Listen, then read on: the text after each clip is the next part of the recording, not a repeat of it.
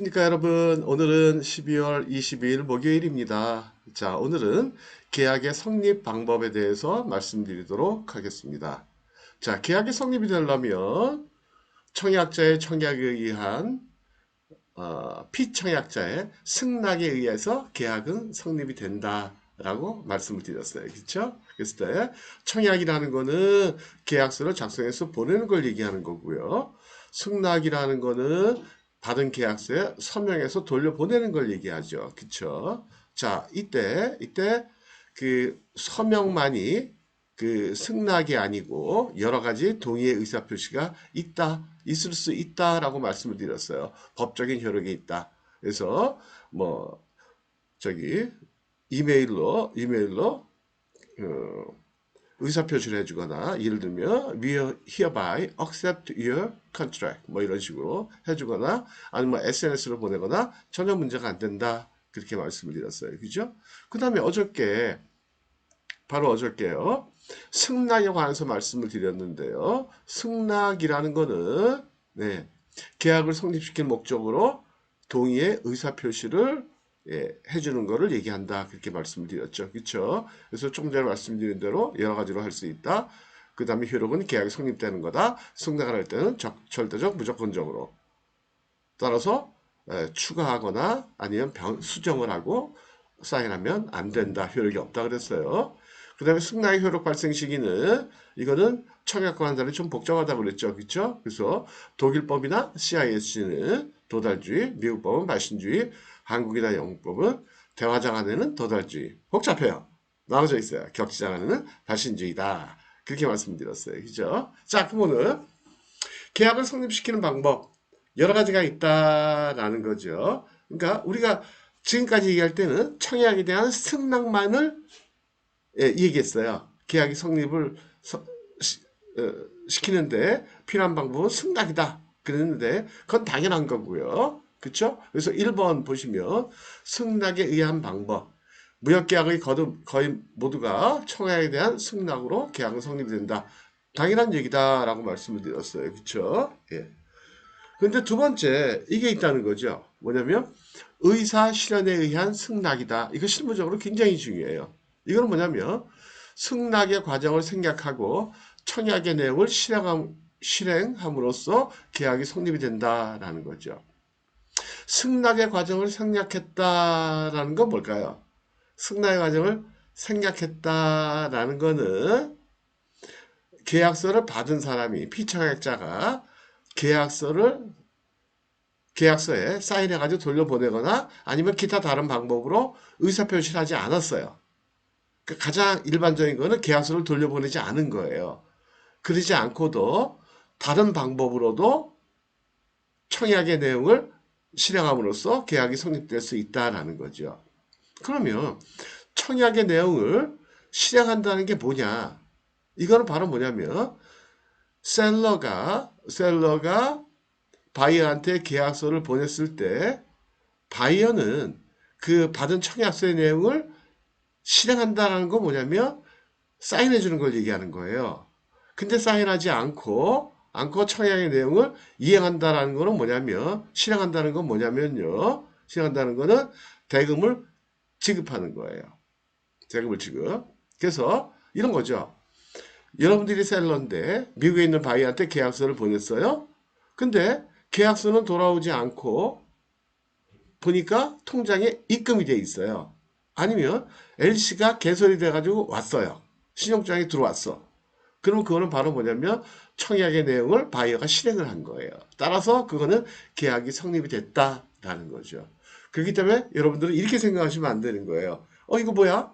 계약서 보냈는데 계약서는 안 들어오고 돈만 들어왔는데 이거 계약은 안 됐지? 안 된 거겠지? 아니에요. 계약된 거예요. 혹시라도 여러분이 잘못 생각하셔가지고 이거 계약 안 된 거니까 마침 더 좋은 바이어가 나타났는데 받은 돈 돌려주고 그냥 계약은 그냥 없던 걸로 하면 되겠지? 안 돼요. 안 돼요. 입금을 상대방이 했다는 거는 바로 청약의 내용을 실행했다는 것이기 때문에 본질적 의무를 이행했기 때문에 이거는 승낙과 동일한 효과가 있다. 계약이 성립된 거다. 따라서 계약서에서 정한 의무를 이행을 해야 된다. 라는 거죠. 이해가 되시겠죠? 그래서 물건 꼭 보내주셔야 된다. 안 보내면 계약 위반이다. 손해배상 청구가 들어온다. 깔끔하게 들어온다. 라는 거예요. 그래서 셀링 오퍼에 대한 대금의 지급이라는 게 바로 지금 말씀드린 거예요. 셀러가 오퍼를 보냈는데 바이어가 지급을 했다. 예. 물론 계약서를 보내지 않은 거예요. 그렇지만은 계약은 성립이 됐다라는 거죠. 근데 반면에 이럴 수도 있죠. 바이어가 계약서를 보낼 수가 있어요. 여러분들한테 바이어가 계약서를 보내왔어요. 근데 여러분들이 거기다 사인해가지고 보내주지 않고 계약서를 돌려보내지 않고 물건을 선적했다. 그럼 여러분들 입장에서는 승낙을 한 거예요. 그건 계약이 성립된 거예요. 따라서 바이어 입장에서는 물품을 받고 인수하고 대금을 결제할 그러한 의무가 생긴다라는 거예요. 이해가 되시죠? 예. 이거 모르셔가지고 실수하신 분들이 덜어 있어요. 꽤 많지는 않고요. 덜어 있어요. 저는 봤어요. 독일에서 오다를 받은 독일에서 이제 독일에다가 물건을 수출하려고 아마 샤워기 헤드였어요. 샤워기 꼭지 기능성 그런 건데 보냈는데 예, 계약서는 안 돌아오고 어느 날 보니까 입금이 된 거예요. 그래서 이제 물건을 보내려고 제조업체한테 연락을 했더니 아 뭐야 독일에는 독점이 있어가지고 너한테는 물건 못 줘. 이렇게 된 거예요. 음.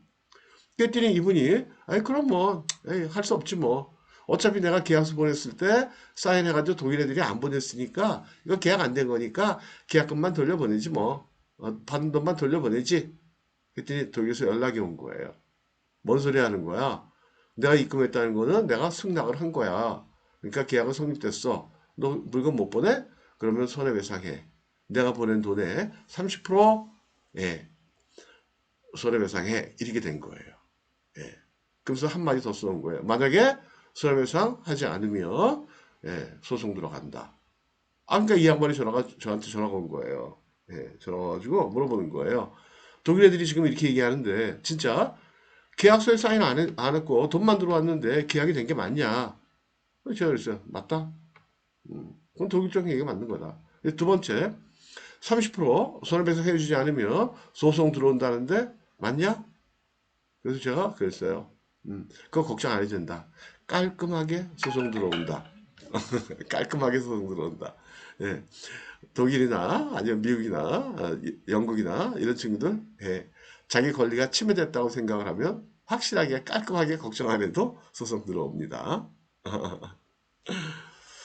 자, 그래서 어쨌든 두 번째 의사 실현에 의해서도 계약은 성립이 된다라는 거예요. 그래서 셀러가 계약서 보냈을 때 바이어가 입금을 하거나 바이어가 계약서를 보내왔을 때 여러분들이 선적을 하거나 하면은 그거는 승낙으로 본다라는 거예요.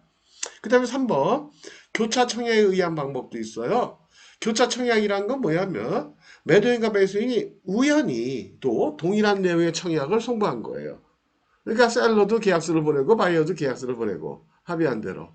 자, 이랬을 때 서로 또 받은 계약서에 사인해가지고 보낼 필요가 없느냐?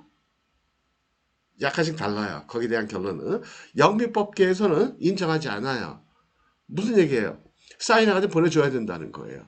예. 그런데 대륙법계나 우리나라 민법에서는 인정을 한다라는 거예요. 사인해가지고 안 하고 서로 계약서 똑같은 내용을 보냈으면 그대로 계약이 성립이 된다라는 거예요. 대륙법계 그러면 어느 나라예요? 되게 프랑스나 독일이나 뭐 이런 나라들이 있죠. 러시아나 우리나라도 마찬가지고요. 우리나라 법이요.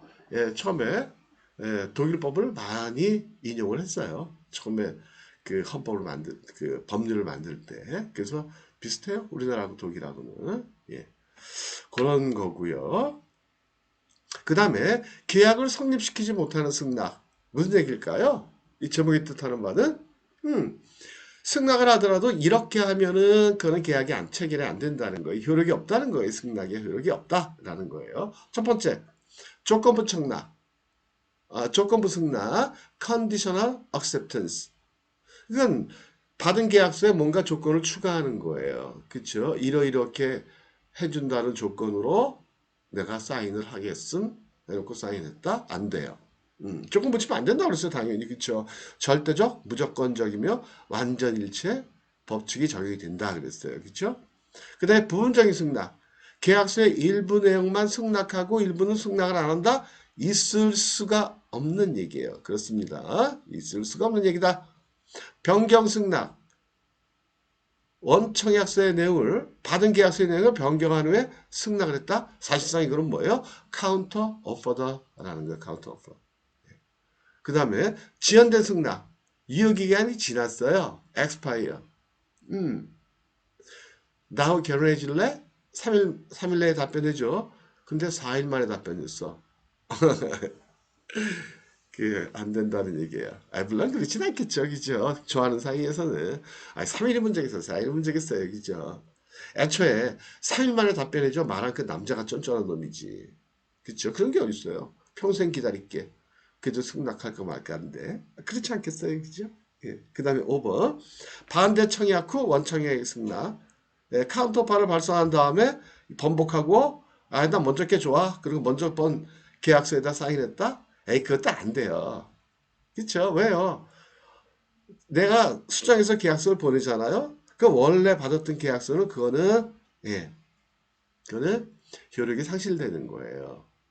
예. 우리 보통 그렇게 얘기하잖아요. 그죠? 농담으로. 예. 어떤 자식, 만지기. 그런 말을 하잖아요. 그죠? 방송이니까 이제 그런 말을 못하고, 예. 자식, 만지기다. 그렇게 얘기하잖아요. 그죠? 똑같은 얘기예요. 예. 자, 그래서 오늘은 여기까지 하도록 하고요. 내일은요, 좀 보여드릴게요. 여기 무역계약의 체결 방식 해서요. 포괄계약서, 개별계약서. 그래서 포괄계약서, 그러면 되게 뭐 마스터 컨트랙, LOI, MOU 이런 것들로 쭉 있고요. 그 다음에 보면 MOU나 LOI의 법적 구성력. 아, 이거 아주 그냥 까다로운 문제예요. 논쟁이 심한 문제고 이런 것들을 설명드리도록 할게요. 내일도 기대해 주시고요. 오늘도 즐겁고 행복하신 하루 되시기 바랄게요. 마치겠습니다. 아이고 손이 안 보이네요. 손 들고 있는데. 아 여기서 흔들어야 되는구나. 네 마치겠습니다.